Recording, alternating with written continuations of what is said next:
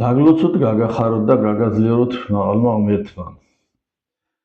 მინდა დავიწყო ასე ვიდეოების ჩაწერა, სადაც დავიკითხავ სახარებიდან რამდენიმე წინადადებას ადგილს და შეძლების დაგვარად გავმარტავ. დღეს თავაზობ დღევანდელ წაკითხულ სახარებას, ძირვაზე წაკითხულ სახარებიდან ნაწილს. ეს არის მათეს სახარების მე-18 თავის მერვე, მეცხრე და მეათე მუხლი. უკეთო ხელი შენი, ანუ ფერხი შენი გასტუნებდე შენ, მოიკვეთე იგი და განაგდე შენგან. უნჯობერს არს შენ და შესვლა ცხოვრებასა, კელობელისა გინდა უხელოისა, ვიდრე ორნი ხელი და ორნი ფერხნი, თუ გესმნეთ და სთავარდე ცეცხლსამას საუკუნესა. უკეთო თვალი შენი გასტუნებდე შენ, აღმოიღე იგი და განაგდე შენგან. უნჯობერს არს შენ და ერთ თვალისა შესვლა ცხოვრებასა, ვიდრე ორთა თვალთა სხმასა და შთაგდებათ გენიასა ცეცხლისასა. ეკძალინით ნუ უკვე ვინმე შეურაცხოთ, ერთი მცირეთა მათგანი გეტყვით თქვენ, რამე თუ ანგელოსნი მათი ცათაშინა, მარადის ხედვენ პირსა მამისა ჩემისასა, რომელ არ ცათაშინა. აი აქ არის საოცარი სიტყვები, ჩემო ძვირფასო მეგობრებო, თუ კი შენი ხელი ან შენი ფერხი გაცდუნებ შენ, მოიკვეთე ის და განაგდე შენგან. უნჯობერს არის უხელო და უფეხო შეხვიდე სათასასუფეველში, ვიდრე ორივე ხელით და ორივე ფეხით შთავარდე ცეცხლის გენიაშიო. და თუ კი თვალი შენი გასუნებ შენ, უნჯობერს არის ამოითხარო ის თვალი, განაგდო შენგან და ჯობია ერთი თვალით შეხვიდე სათასასუფეველში, ვიდრე ორივე თვალის მქონე ჩავარდე გენიის ცეცხლშიო. ეს არის მერვე და მეცხრე მუხლები მე-18 თავის. მეგობრებო, რაზეა საუბარი ეს? აქ ნახსენები ადამიანის სხეულები, მაგრამ აქ ბუნებრივია ხვდებით, რომ ლაპარაკი არის ყველაფერი იმაზე, ეს იქნება ადამიანი თუ საშუალებები, რომლებიც ჩვენ გვაგდებს ისეთ ქმედებებში, გვიბიძგებს ისეთი ქმედებებისკენ, რომლის შედეგადაც ღვთის რისხვა ჩვენ ზიარის გარდაუვალი. და სწორედ ასეთი, რაც არ უნდა ახლობელია და მტკივნეული იყოს მათი მოცილება, ჩვენ უნდა შევძლოთ, რომ ისინი მოვიცილოთ. მაგალითად, შეიძლება ეს იყოს ჩვენს შორის ჩვენს ირგვლივ მყოფი ადამიანთა ერთობა, ან ადამიანი ან ადამიანთა ერთობა, რომლებიც გვიბიძგებს ჩვენ სოდვისკენ. ჩვენ ასეთ ადამიანებს უნდა მოვცილდეთ. ვინ არის, მითხარი ვინ არის მეგობარი შენი და გეტყვი ვინ ხარ შენ.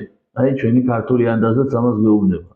უნდა გავითვალისწინოთ ის, ვისთან მეგობრობთ, რა სულისკვეთების ადამიანებთან მეგობრობთ. ასევე შეიძლება ეს იყოს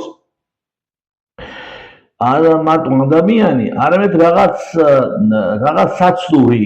მაგალითად, თუ კი მაგალითად ავიღოთ ადამიანმა დაიწყო სიარული, ვთქვათ, ღამის კლუბებში, სადაც ნარკოტიკები რიგდება, იყიდება, საღდება, კაზინოში, სადაც თამაშებია. აი მე არ ვითამაშებ, მე ამას არ გავეკარებ, მაგრამ შენ იქ ტრიალებ.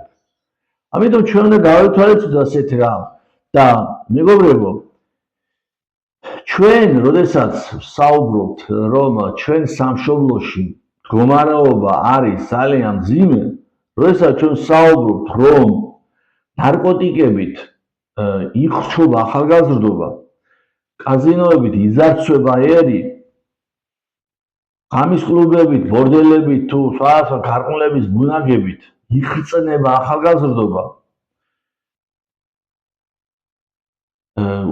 თანდათან ხდება სოფლების დაცლა, ჩვენი ქვეყნის სოფლის დაცლა, ხდება უცხოელების შემოსვლა და ქართველების საქართველოსთან გადინება.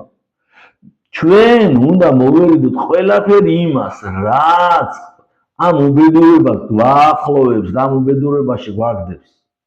თუ კი ჩვენ ხვდებით, რომ ესა თუ ის სისტემა იქნება, თუ ძალაუფლებაში მყოფი ადამიანები აკეთებენ სწორედ ამას, რომ ისინი ფულის გულისთვის ეწევიან ასეთ ნაბიჯებს გამენ, რომლებიც სწორედ ამ ჩვენი ერის ყდომას ახდენს და ჩვენ მაინც მათთან ერთად ვდგავართ, იმიტომ რომ პირადი გამოჩენა გვაინტერესებს.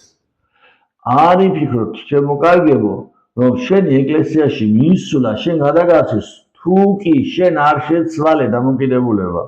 შენ უნდა თქვა ეს, უნდა დააფიქსირო პოზიცია, შენს მცირე შემოსავალზე არ უნდა გაყიდო ქვეყანა, არ უნდა გაყიდო ახალგაზრდობა, არ უნდა გაყიდო შენი შვილების მომავალი.